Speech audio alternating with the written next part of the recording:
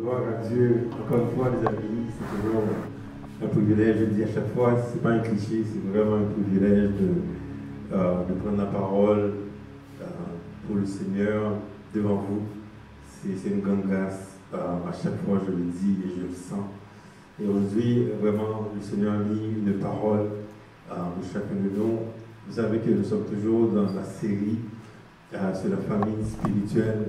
3 mois qu'on parle de famille. On est au 2e mois, donc le mois d'octobre, ça s'est terminé. Nous parlons de la famille spirituelle.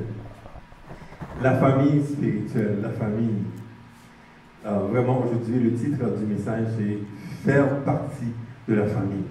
Est-ce qu'on est dans cette famille, la famille de Jésus-Christ? C'est incroyable qu'on voit tellement dans le monde qu'on défend quelque chose. Même la semaine passée, on voit tellement de causes dans le monde, il y a tellement de problèmes dans ce monde. On a l'impression que c'est maintenant qu'il y a tous ces problèmes dans le monde. Mais le monde a toujours eu des problèmes, les amis.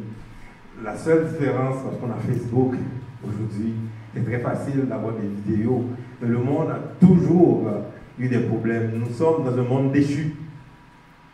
C'est un monde qui a toujours des problèmes, les amis. Quand on lit la Bible, c'est une catastrophe, les problèmes de ce monde.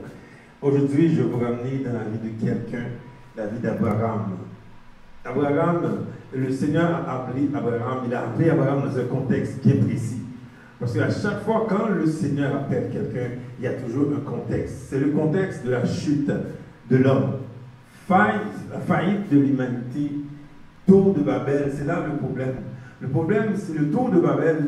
Beaucoup d'humains à l'époque voulaient faire des projets, voulaient eux-mêmes s'élever. Nous sommes exactement à l'époque. Tour de Babel, chacun veut faire ses projets. Les humains à l'époque étaient égoïstes, ils voulaient faire des choses eux-mêmes, ils voulaient avoir des projets sans consulter Dieu, ils voulaient faire des choses par eux-mêmes. C'est exactement ce qui s'est passé à l'époque de la Tour de Babel. Aujourd'hui, nous vivons exactement les mêmes situations, que chaque personne veut faire ses propres choses sans consulter Dieu. On dit que Dieu reste un peu à côté. Quand j'ai un problème, je t'appelle, je vais faire mes choses. C'est exactement ça qui se passe. C'est à ce moment-là que Dieu appelle. Dieu appelle Abraham. Je vous dis souvent que Dieu appelle quelqu'un quand il y a un problème. Quand il y a une circonstance, quand il voit la faillite de l'humanité, quand il voit qu'il y a des problèmes, il appelle quelqu'un, il appelle une famille. Dieu a appelé Abraham pour dire, il y a un problème, je t'appelle. La Bible dit dans Jérémie 51, le verset 15, que Dieu a fondé le monde avec sagesse. Vous savez, le problème que nous avons, c'est que nous jugeons Dieu, nous pensons que Dieu n'est pas intelligent. On pense que Dieu n'est pas intelligent, et dit non, je vais l'aider lui parce qu'il ne sait pas ce qu'il fait. Il y a un problème, moi je vais le régler. C'est comme ça les humains, on pense que oh, nous on va aider Dieu. Là. Mais quand il voit un problème, il appelle quelqu'un.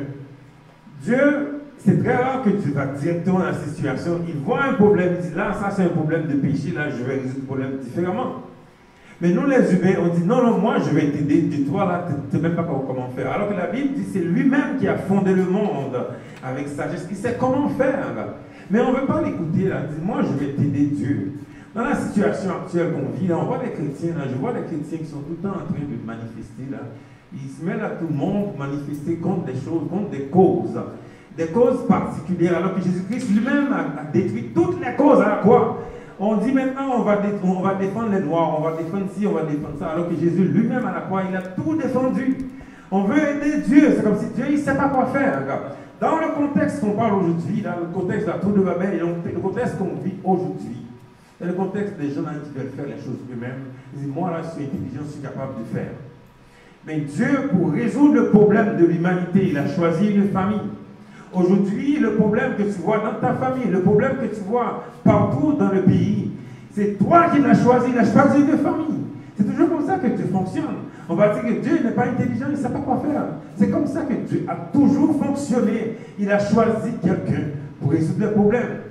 Tous les problèmes que vous voyez de l'humanité aujourd'hui, il a choisi l'Église. Les gens rejettent l'Église, mais c'est ça que Dieu a choisi. Dieu a choisi l'Église pour résoudre les problèmes de l'humanité. Même avant-hier, j'avais fait un rêve. Je voyais que dans un pays complètement barricadé, comme un peu dans ce pays. Barricadé, je ne pouvais même pas rentrer avec une voiture. Dans le rêve, je blâmais le président, celui qui a l'autorité. Vous dites maintenant, ta ville est vraiment barricadée, mais toi, tu fais quoi? L'autorité, c'est l'Église qui ne fait rien. L'autorité, c'est l'Église qui regarde les choses. On décrit les choses, on se plaint de tout le monde. Alors nous savons que l'Église est l'autorité, mais c'est quoi l'Église fait? Alors l'Église, aujourd'hui, le Seigneur appelle aujourd'hui un homme. Il a appelé la famille d'Abraham. Dans le contexte de problème de l'humanité, il a appelé Abraham. Nous allons voir c'est quoi le comportement d'Abraham. Et c'est quoi le comportement aujourd'hui que nous devrions avoir. Parce que quand il y a un problème, nous devrions voir comment Dieu a appelé quelqu'un. Et c'est quoi la réponse de cette personne. Et c'est quoi Dieu a fait par la suite. Et c'est comme ça, nous, on doit agir. Au lieu de se plaindre, au lieu de commencer à parler mal contre le racisme, contre plein de choses, regarde quand il y a un problème, qu'est-ce que Dieu fait. Et c'est quoi le comportement de la personne que Dieu a choisi. Nous allons lire rapidement, les amis, dans Genèse. C'est facile, Genèse. Hein? Si quelqu'un ne connaît pas Genèse, je vais dire, c'est quoi tu fais ici? Genèse. Genèse 12. L'Éternel, alors verset 1 à 3, nous allons lire. L'Éternel dit à Abraham, son nom était Abraham, va-t'en de ton pays, de ta patrie et de la maison de ton père, dans le pays que je te montrerai. Alléluia. Je ferai de toi une grande nation, je te bénirai, je rendrai ton nom grand. Tu seras une source de bénédiction, je bénirai ceux qui te béniront et je maudirai ceux qui te maudiront. Et toute la famille de la terre seront bénis en toi. Quelle parole puissante. C'est ça qui arrive, c'est que quand Dieu parle, c'est quoi ta réponse? Mais Dieu a parlé ici, là. Dieu a parlé à quelqu'un. C'est ça le problème, parce que souvent on veut entendre Dieu, mais quand il parle, on ne fait rien. Dans le texte, Dieu a dit, va-t'en, quitte quelque chose, alléluia. C'est ça le problème, quand Dieu t'appelle, il t'appelle toujours à quitter. Nous, on veut rester. On veut rester dans la famille. Il a dit de quitter ta maison, de quitter ton patrie, ta patrie, quitter là où tu es.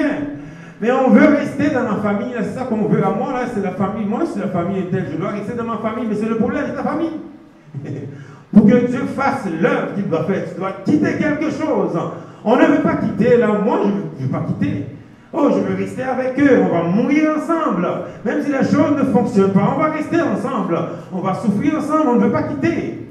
Le Seigneur a appelé Abraham, il dit, il y a un problème ici, là. Mais toi, le problème, pour résoudre ce problème, tu dois quitter ta patrie. Tu dois quitter ta famille. Oh my God, on ne veut pas faire ça. Il n'y a personne qui veut quitter. Pourquoi? Mais on veut rester entre nous autres. On veut rester ensemble, on va mourir ensemble. Une famille dysfonctionnelle, la famille d'Abraham. Une famille d'idolâtres qui adorait Satan. Mais pour que Dieu délivre cette nation, il a fallu qu'Abraham quitte. Il a fallu que toi, que tu quittes quelque chose. Mais tu ne veux pas quitter. Non, on ne veut pas quitter. On veut rester entre nous autres. Là. On va mourir ensemble. C'est correct, on va rester entre nous autres. Mais il t'appelle de quitter quelque chose. Mais la réponse que tu dois donner, mais c'est quoi la réponse que tu donnes? Mais quand il t'appelle, pourquoi Dieu veut que tu quittes? C'est ça le problème. On se demandait, mais tu es tout puissant, tu peux faire n'importe quoi, tu peux changer tout. Pourquoi Dieu veut que tu quittes? Parce que ta famille ne t'écoute pas, ils ne vont pas t'écouter. Donc peut-être c'est seulement là. La famille ne t'écoute pas. Il y a des gens maintenant, quand tu parles de lui, ils disent, lui là, c'est pas vrai, ils ne vont pas croire. Parce que c'est ma famille. Ils ont tellement de choses contre moi, là, ils vont dire, oh my God, ce gars-là, c'est pas vrai, là. Je ne crois pas que Dieu a changé sa vie. Je ne crois pas que vraiment il y a la puissance qui parle là. La famille ne croit pas. Même Jésus lui-même a été chez lui à Nazareth. Jésus faisait tellement de miracles ailleurs. Il a été chez lui, qu'est-ce qui s'est passé? Il n'y a eu aucun miracle. Pourquoi? Les gens ne croyaient pas. La Bible dit que Jésus était étonné de leur incrédulité. Donc quand Dieu veut que tu quittes, c'est parce qu'il veut faire un miracle avec toi. Mais toi, tu veux tellement rester avec eux. Tu veux tellement rester avec ta famille, tu veux rester avec eux, mais tu vas périr avec eux. Il t'appelle à quitter. Il dit à Abraham, mais quitte ta maison, mais quitte ta patrie, quitte quelque chose. Et nous, on ne veut pas quitter. Dieu t'a parlé, tu as reçu une mission pour le Seigneur, tu as reçu une parole, tu as reçu un ministère à faire. Non, je ne vais pas, non, on va rester ensemble entre nous autres, là, je vais laisser. Mais il t'appelle pour quelque chose, il t'appelle. Imaginez d'Abraham qui était. Imaginez d'Abraham ne voulait pas partir. On ne serait pas ici aujourd'hui. Si Abraham, et je vous le dis les amis, si là il était, oh my God, mon Dieu, pourquoi tu me lèves de chez moi? Moi je suis bien à la maison là avec ma famille, pourquoi tu veux que je quitte? Pourquoi que tu veux que je quitte? Dieu veut que tu quittes. Parce qu'il a un miracle à faire avec toi. Parce que Dieu voulait bénir toutes les nations de la terre. Dans le texte, il a dit, mais Abraham, tu dois quitter ta patrie, quitter ta maison. Pour que l'œuvre que je fais avec toi puisse prendre place. Tu dois quitter. On ne veut pas quitter aujourd'hui. Il y a des choses qu'on ne veut pas quitter. Mais non, je ne veux pas quitter ça. Ça fait longtemps que je connais cette amie-là. C'est une bonne amie à moi, je ne peux pas la quitter. Moi, pour être là aujourd'hui, j'ai quitté beaucoup de choses. J'ai quitté aussi même des gens, j'ai quitté. Parce que les valeurs que nous avons ne fonctionnaient pas, ça ne marchait pas là. Quand je parle de Jésus, eux, ils parlent d'autre chose. Mais j'ai dû quitter. Parce que pourquoi? Parce que j'ai une œuvre. Il y a une œuvre que le Seigneur veut faire avec moi. Parce qu'il y a des gens qui, maintenant, à cause de moi, à cause de ma conversion, qui seront au paradis à cause de moi. Ils t'appellent à quitter. Il t'appelle à quitter quelqu'un, là, on ne veut pas quitter, non, on va rester ensemble. Ça fait longtemps qu'on se connaît. On a plus longtemps, on se connaît plus longtemps, mais on va rester ensemble. Dans la famille, même s'ils me font n'importe quoi, même s'ils parlent mal de Jésus, même s'ils détestent le Seigneur, même s'ils ne veulent pas servir Dieu, on va rester avec eux. Mais c'est quoi Jésus lui avait dit? Vous vous rappelez Jésus? Jésus faisait des miracles. La famille venait pour déranger. Hein? Jésus faisait l'œuvre du Seigneur. Il faisait l'œuvre de Dieu. Mais la famille était venue pour déranger. Mais la parole de Jésus a été cinglante. Il a dit, mes frères et sœurs sont qui? Ils sont ceux qui font la volonté du Père. Ça a été une parole cinglante. Mais pourquoi? Mais Jésus a été cinglant. Pourquoi? Il avait l'œuvre de Dieu à faire. Aujourd'hui, on est tellement occupé à rester avec les gens qui ne fonctionnent pas. Les gens dysfonctionnels. Des familles tellement ils n'aiment pas le Seigneur. Mais on veut rester avec eux. On veut rester avec eux. On ne fait pas l'œuvre de Dieu. Mais voyez-vous, Jésus n'a pas été aussi méchant parce que, vous voyez, à la fin de sa vie, il y a eu beaucoup de sa famille qui ont été convertis. Il y a même 2 de ses frères qui ont été apôtres. Sa mère a été à la croix. Et donc, ce n'est pas une perte de la famille. Jésus avait dit, les vrais frères et les sœurs sont ceux qui servent le Seigneur. Non, pas une perte. Jésus avait la mission d'abord. Moi, dans ma vie, aujourd'hui, c'est ma mission d'abord.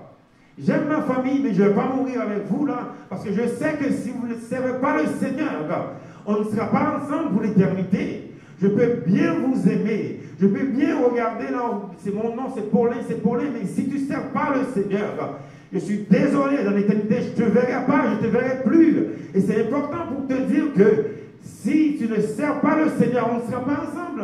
Même si on a la même couleur de peau, même si on a le même nom de famille, si tu ne sers pas le Seigneur, mais toi et moi, on ne sera pas ensemble. Alors qu'il y a un tremblé qui est loin, que lui, je ne connaissais pas. Lui, alléluia, il accepte le Seigneur. On sera ensemble pour l'éternité. Aujourd'hui, c'est un message qui te dit, aujourd'hui, c'est que, est-ce que tu es prêt à quitter? Si toi, tu ne quittes pas, ces gens-là, ils vont en enfer. Mais quand tu arrives devant Dieu, il va te poser la question. Les gens oublient que le Seigneur aussi va juger son Église. Parce que quand tu es rebelle à la parole de Dieu, il va te dire, mais je t'avais appelé pour mon œuvre. Je t'avais appelé pour faire ce que moi je te dis. Pourquoi il y a des gens qui doivent être sauvés? Moi, j'étais perdu pendant longtemps. Je ne faisais rien pour le Seigneur. C'est terrible. Si moi j'étais mort avant 2013, je serais en enfer. Parce que je ne faisais rien pour le Seigneur. C'est important de comprendre. Il nous appelle à quitter pour quelque chose. Voyez-vous, c'était quoi la réponse? C'était quoi la réponse d'Abraham à travers toutes ces paroles? Parce que Dieu a parlé. Mais quand Dieu parle, on fait quoi? Abraham aurait pu dire que moi, je suis âgé, là, je n'ai pas le temps. Il aurait pu dire pourquoi je vais quitter ma patrie. Mais Abraham a obéi. Nous allons lire le texte. Continuez le texte. Genèse 12, verset 4 à 6. Abraham partit. Alléluia. C'est ça le mot. Il est parti. Après qu'il ait entendu la parole de Dieu. Cette promesse de Dieu. Parce que souvent, on pense que les promesses de Dieu s'accomplissent automatiquement. Beaucoup de gens pensent que Dieu va faire les choses quand même si moi je ne fais rien. Quelle doctrine bizarre. Beaucoup de gens pensent que comme Dieu qui a parlé, il va le faire quand même. Mais non, ça ne marche pas comme ça. Dieu veut que tu sois avec lui dans un partenariat. Mais s'il parle, tu ne fais rien. Mais comment ça va réaliser? Moi, j'aimerais savoir. Beaucoup de chrétiens disent, Dieu va agir. Non, Dieu va agir. Mais oui, Dieu va agir. Mais non, ça ne marche pas comme ça. Sur la terre, ça prend un partenariat. Pourquoi? Même Jésus l'a dit lui-même, que ta volonté soit faite sur la terre comme au ciel. Pourquoi? Parce que sur la terre, ce n'est pas tout le temps que sa volonté se fasse. Il y a des choses que Dieu veut, ça ne marche pas sur la terre, parce qu'il y a des gens qui ne sont pas obéissants. Les gens pensent que Dieu va agir pareil, mais non, Dieu veut un partenariat, une alliance. Il agit souvent par alliance. Quand il t'appelle, si toi tu ne réponds pas, mais ça ne marche pas. Et donc, Abraham a entendu la parole de Dieu, mais qu'est-ce qu'il a fait? Le texte dit, Abraham partit. Il a fait une action. Il a entendu la parole, il a entendu la promesse de Dieu. Il a réagi, il dit, ok, moi je vais agir, je vais faire quelque chose. Moi en 2017, là, j'étais sur Facebook, je vais plein à faire. Seigneur, c'est quoi je dois faire? Il m'a appelé pour testimonier, il m'a dit, ok, je vais commencer quelque chose. Je ne peux pas dire, ok, je vais attendre un peu. Il y a des gens qui disent, moi j'ai pris là-dessus. Quand les chrétiens disent ça, là, arrêtons de parler comme ça, j'ai pris là-dessus. Mais non, il y a un travail à faire, là. Donc j'ai pris là-dessus. Mais Dieu lui parle.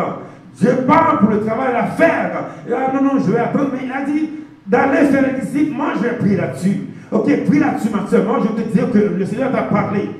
Dans le texte, il dit, Abraham partit, comme l'Éternel le lui avait dit. Et Lot, son cousin, partit avec lui. Abraham était âgé de 75 ans. Oh my God. Quel âge? 75 ans qu'il avait. Le gars allait mourir là. 75 ans qu'il avait. Je ne vais pas insulter personne. 75 ans. C'est vous dire qu'il n'y a pas de prétexte pour commencer quelque chose pour le Seigneur. Abraham était un ancien idolâtre, âgé. Il est parti. Il est parti pour qu'aujourd'hui nous soyons ici.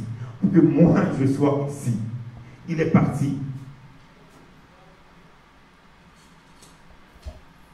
Abraham prit Sarah, sa femme, et Lot, fils de son frère,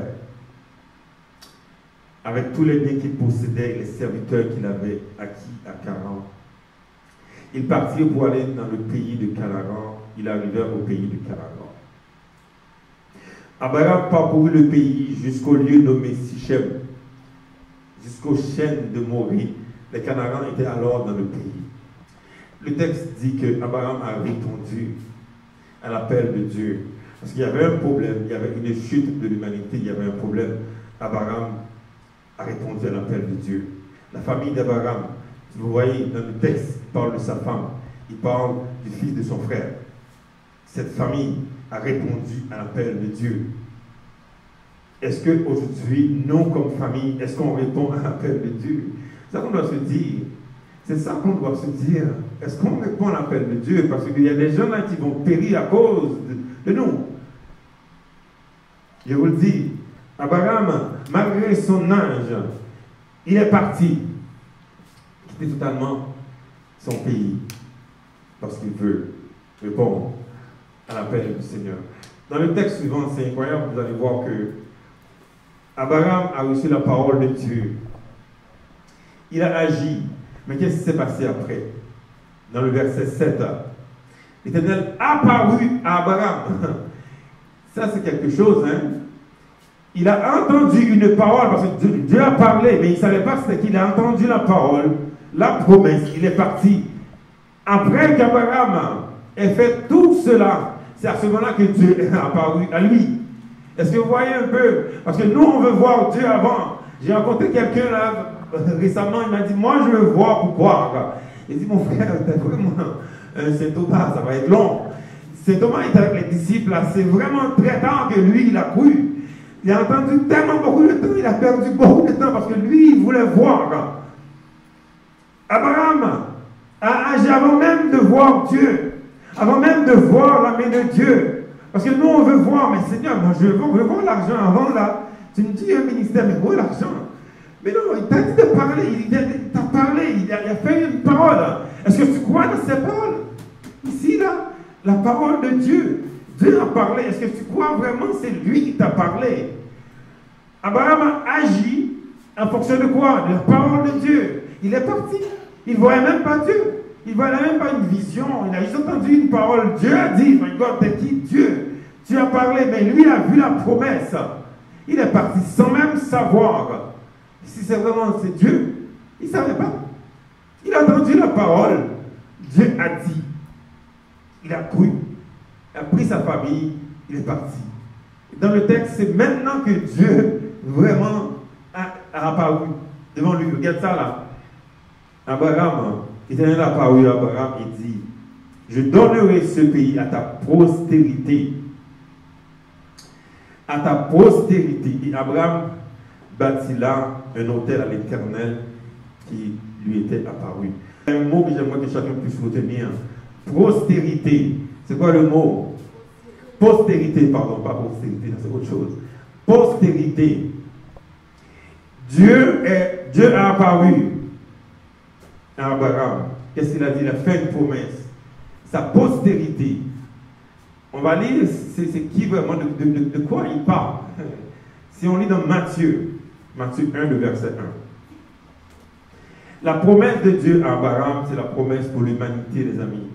À cause de l'obéissance d'Abraham, à cause qu'Abraham est parti, Dieu a fait une promesse que la postérité d'Abraham, mais c'est qui il parle. Vous allez voir de qui il parle, alléluia, dans Matthieu 1, le verset 1. Matthieu 1, verset 1, c'est long comme texte, mais si on lit tout ça, là, c'est long, mais généalogie de Jésus, je ne vais pas vous garder avec ça, là, ça va être trop long, mais on va juste lire le premier verset. Généalogie de Jésus-Christ, fils de David, fils d'Abraham. Et donc, quand Dieu parlait de la postérité, il parlait directement de Jésus. Et donc, à cause de l'obéissance d'Abraham, il dit ta postérité, donc Jésus-Christ, alléluia, il sera sur le trône pour l'éternité. Alléluia, l'obéissance d'Abraham a fait en sorte aujourd'hui même que nous tous ici, nous avons reçu la vie éternelle à cause de l'obéissance d'Abraham. À cause de ton obéissance, toi-même, il y a beaucoup de gens qui vont recevoir la vie éternelle parce que nous avons obéi. Dieu pointait du doigt directement Jésus dans la postérité. Alléluia. Nous allons lire le texte dans 2 Samuel. Alléluia. Gloire à Dieu. Gloire à toi, Seigneur. Alléluia.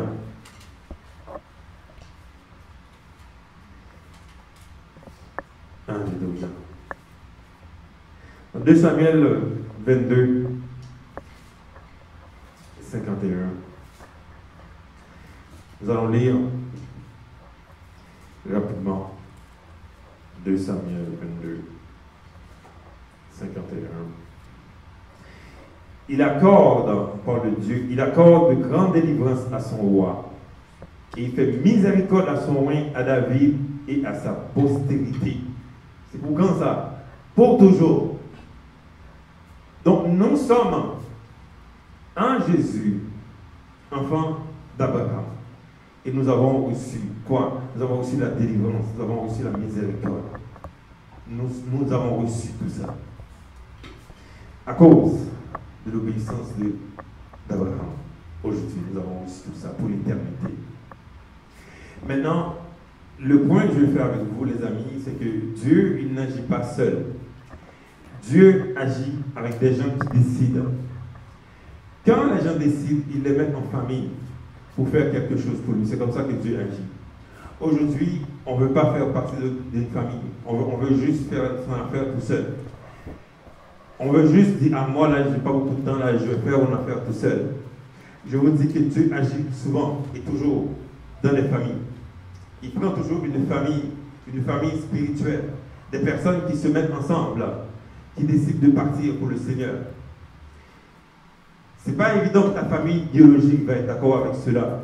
Parce que souvent, les familles biologiques, là, il y a toujours beaucoup de problèmes. Ils vont toujours s'opposer à toi. Il n'y a pas beaucoup de personnes qui vont être d'accord avec toi quand tu dis que moi, je vais servir le Seigneur. De quoi tu parles? Est-ce qu'elle est devenue folle? Est-ce qu'elle est fou? Parce que les gens, ils ne voient pas ce que Dieu t'a appelé. C'est important que toi, que tu comprennes que quand il t'appelle toi, tu dois faire le premier pas, tu commences ce qu'il t'a dit de faire. Parce qu'on ne peut pas penser que tout le monde va être d'accord avec nous. Il ne faut pas croire que les gens vont dire, oh my God, tu es vraiment extraordinaire, on va te supporter. Il t'a appelé. Dans le texte, ce n'est pas dit qu'Abraham a été voir son père. Il a été voir sa mère pour dire, est-ce que je peux partir?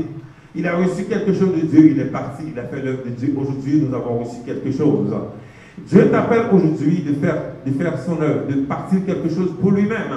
Pourquoi? Afin que la gloire soit sur toi. Mais le problème, on vit dans un temps qui est tellement difficile. Les gens veulent faire leur propre chose. Dans le texte, nous allons lire le texte dans AG pour comprendre qu'est-ce qui se passe souvent. Parce qu'il y a beaucoup de gens qui prient pendant longtemps pour les mêmes choses. Bon, ça ne marche pas, mais les gens ne savent pas, ils ne posent pas la question pourquoi ça ne marche pas.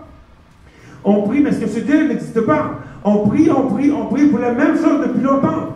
Je connais des gens qui prient pour les mêmes choses depuis près de 10-15 ans, ça ne marche pas. Mais est-ce que Dieu, lui, ne répond pas? Mais Dieu, lui, comment Dieu fonctionne? Il fonctionne par alliance, par les choses que toi tu veux faire, par l'obéissance à lui. C'est comme ça que Dieu fonctionne. Si tu as beaucoup d'enfants, c'est clair qu'il y en a un qui te sert beaucoup plus, mais lui, il va plus te recevoir. Moi, je ne comprenais pas ça avant. Avant, je pensais que je vais juste aller à l'église, c'est correct. Mais Dieu, lui, il agit par alliance. Il agit par ceux qui servent, ceux qui décident de faire sa volonté. C'est comme ça que Dieu agit. Évidemment, tout le monde est béni. On reçoit toutes les choses de Dieu. Dieu n'est pas un Dieu tyran. Il bénit tout le monde. Vous allez recevoir la bénédiction. Mais la chose particulière que toi, tu vas recevoir, c'est parce que tu sers le Seigneur. Et servir Dieu, c'est vraiment faire de ce que lui t'a dit de faire. Dans le texte, on va lire rapidement, c'est dans AG. Alléluia. Dans AG 1, c'est un texte. AG, c'est un livre qu'on ne lit pas souvent, là, c'est clair que vous allez vous perdre si vous le cherchez. AG 1. C'est un contexte de captivité. Les gens sont sortis de la captivité. Nous, comme chrétiens, quand on sort de la captivité, là, on a, oh my God, ça va bien, la famille va bien, là, ça fonctionne bien, les enfants sont bien, on est en santé, on a un travail, on n'est plus en captivité, on n'est plus dans l'esclavage. C'est comme si moi, quand j'étais en Haïti, je suis arrivé ici, oh my God, je vois ce grand pays, oh my God, là, Dieu reste un peu à côté, là, moi j'ai des choses à faire. C'est un peu comme ça, dans le texte ici, c'est comme ça, là, des gens là, qui sortent de la captivité, ils pensent qu'ils n'ont rien à faire, ils pensent que la vie est belle, chacun va faire son affaire.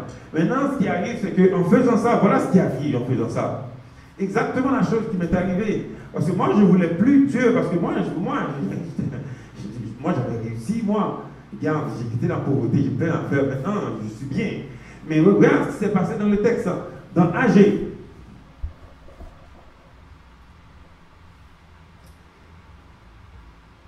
Dans AG 9, dans AG 1er, pardon, verset 9. Il dit ça. Vous comptiez sur beaucoup, et voici, vous avez eu peu. Vous comptiez sur beaucoup, et voici, vous avez eu peu. Vous l'avez rentré chez vous, mais j'ai soufflé dessus. Pourquoi, dit l'Éternel des armées, à cause de ma maison qui est détruite, tandis que vous vous empressez, chacun pour sa maison. Chacun pour sa maison. C'est pourquoi les cieux vous ont refusé la rosée et la terre a refusé ses produits. Quand on parle de ça, c'est des gens qui, ça là, on vit dans ce temps-là, le temps, comme je disais tantôt au début, temps de tour de Babel. Chacun veut construire quelque chose. Il y a tellement de projets. On veut tous faire les choses. Oh my God, les gens ont une tonne de projets comme ça. Je vais faire ça, on va faire ça. Le monde, il y a tellement de projets. Mais il ne parle pas de Dieu. Ah, on va appeler Dieu quand on a un problème. Mais Dieu dit, mais malgré, à cause de cela, dans le contexte ici qu'on parle, c'est le contexte de captivité des gens. Après la captivité, les choses fonctionnaient. Il oubliait Dieu. Chacun fait son propre projet. Mais à cause de cela, il néglige le service de Dieu. Il néglige sa maison, la maison de Dieu. Chacun veut que sa maison fonctionne. On veut que son affaire fonctionne. On dit, Dieu, là, reste un peu. À cause de cela, ça a causé la misère, les difficultés. Quand on est enfant de Dieu, les amis, il faut comprendre comment sa vie fonctionne. Moi, je ne le comprenais pas avant. Pour moi, je pensais que Dieu, c'est comme quelque chose, je vais mettre dans une liste. C'est comme si Des fois sur Facebook, on voit ça, il y a 10 listes de choses. Ah, il y a ma famille, il y a mon argent, ma santé. On met Dieu un peu en bas. C'est comme ça, ou bien en 10e. Il est là quand même, là. Là, je ne vais pas dire que je suis athée, là. Au moins, Dieu est là dans la liste. C'est comme ça, je le pensais aussi. Ah, une fois de temps en temps, je peux mettre Dieu là-dedans. Là, on ne peut pas me blâmer parce que je parle de Dieu. C'est pas comme ça que Dieu fonctionne. Lui, Dieu veut qu'il soit la priorité. La Bible dit clairement de chercher d'abord le royaume et la justice de Dieu et tout le reste. Mais on veut faire tout le reste et puis Dieu après. Et c'est pour ça que c'est difficile pour nous. C'est pour ça qu'on a beaucoup de misère. C'est pour ça qu'on est stressé tout le temps dans la vie. Moi, je l'étais aussi. Moi, je prenais une pilule à chaque fois pour manger à chaque fois. J'étais tellement stressé. Mais j'avais quand même mon petit somme là pour dormir. Le somme 23, avant de dormir, 5 minutes, là, je disais mon somme. Là, au moins, c'était correct. Là. J'avais mon entrepère là. Je le faisais quand même. Là, on ne peut pas me dire que j'étais athée. Mais ce n'est pas ça que Dieu voulait de moi. Et non, que Dieu a choisi dans la pauvreté, dans la misère. J'allais mourir. Il m'a choisi. C'est pas comme ça qu'il voulait que je vive là. Que mes enfants sont partout. Personne n'est plus dans la maison. C'est pas ça qu'il voulait. Moi, je voulais mettre Dieu un peu dans ma liste. Ah, mais oui, j'ai prié quand même. Mais oui, avant de dormir, là, je fais 2 minutes de prière, c'est fini. Mais non. Mais Dieu voulait que je mette, comment? En priorité. Et c'est là que les choses fonctionnent dans ma vie. Je vous dis, il y a tellement de choses que Dieu a fait dans ma vie que de décider depuis 2014 de le mettre en priorité. Mais Dieu est prioritaire. Comment tu vas prendre un Dieu de toute éternité, de tout puissant, tu le mets dans ta poche, tu dis, attends un peu, je vais faire mes choses. Mais ce Dieu, il est prioritaire, il sait quoi faire. La Bible dit que l'Éternel des armées, c'est lui qui a fondé le monde avec sagesse. Il sait quoi faire. Il sait qui mettre en place dans ta vie. Il sait qui appeler. Même pas la peine de courir. Attends, Dieu va envoyer la personne. Moi, souvent, je reste comme ça, les gens arrivent, les choses arrivent. Pourquoi? Parce que je cherche d'abord le royaume de Dieu et sa justice. Les amis, c'est le temps maintenant de comprendre que nous vivons dans un temps très difficile. Un monde déchu. Le Seigneur veut que les gens se lèvent. Il veut des Abraham, des personnes qui vont quitter. Il faut quitter les choses, quitter des gens là, qui t'empêchent d'avancer. Il faut que tu quittes quelque chose. Tu ne peux pas rester comme ça là-haut, moitié l'église, moitié dans le monde. Ça ne marche pas. Tu ne vas pas quitter. Il faut que tu quittes quelque chose. Pour que la vie fonctionne dans ta vie, pour que les choses que tu demandes, pour que les bénédictions de Dieu là se passent dans ta vie, il faut que tu quittes des choses.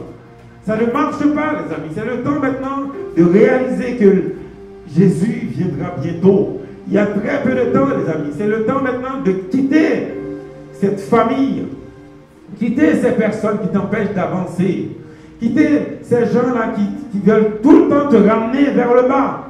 Et tu montes une fois, à chaque fois tu descends.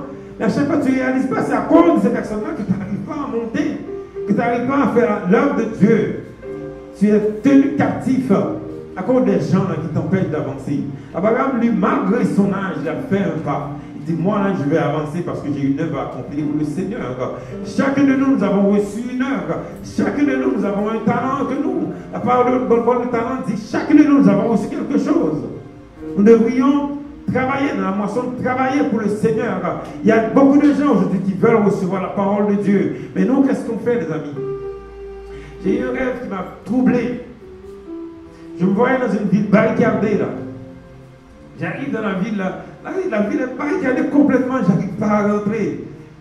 Totalement barricadée, je fais quoi? J'arrive dans ma voiture, je ne pouvais pas rentrer parce que les routes sont fermées. Je me dis, waouh, qu'est-ce que je fais?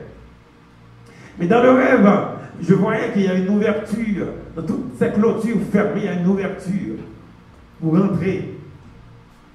Mais j'arrive, je rentre dans la ville, je blâmais le président parce qu'il y avait un président. Je dis, président, mais t'es le président, pourquoi ta ville est totalement barricadée? Il y avait un ennemi dans la ville qui régnait dans la ville. Je dis, le président, mais pourquoi tu laisses l'ennemi régner comme ça dans ta maison, dans la ville?